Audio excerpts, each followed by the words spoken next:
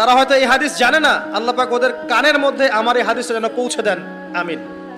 নবী সাল্লাল্লাহু আলাইহি ওয়াসাল্লাম বলেছেন, আমি মেরাজের রাতে যখন গিয়েছি তখন এক শ্রেণীর মানুষকে দেখেছি, ওদেরকে শাস্তি দেয়া হচ্ছে। কি শাস্তি?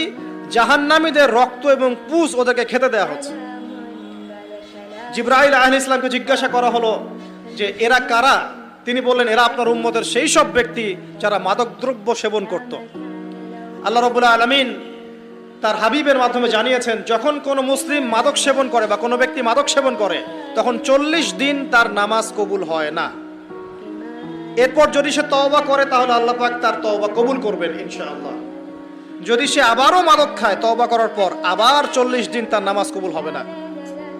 যদি সে আবার তওবা করে আল্লাহ পাক আবার তাকে মাফ করে দিবেন। যদি সে আবারও মাদক খায় আবার 40 দিন তার নামাজ কবুল হবে না। তারপর যদি আবার তওবা করে আবার আল্লাহ তাকে মাফ করে দিবেন। এরপরেও যদি সে আবার মাদকদ্রব্য সেবন করে, নবী সাল্লাল্লাহু আলাইহি ওয়াসাল্লাম বলছেন তাকে আল্লাহ রাব্বুল আলামিন পরকালে মৃত্যুর পরে তিনাতুল খাবাল পান করাবেন। তিনাতুল খাবাল। জিজ্ঞাসা করা হল, ইয়া রাসূলুল্লাহ, তিনাতুল খাবাল কি জিনিস? নবী সাল্লাল্লাহু আলাইহি ওয়াসাল্লাম উত্তর দিচ্ছেন, এটা হচ্ছে জাহান্নামীদের রক্ত, মাংস, এগুলো পুড়ে পচে যে রসটা বের হবে, এটা হচ্ছে তিনাতুল খাবাল।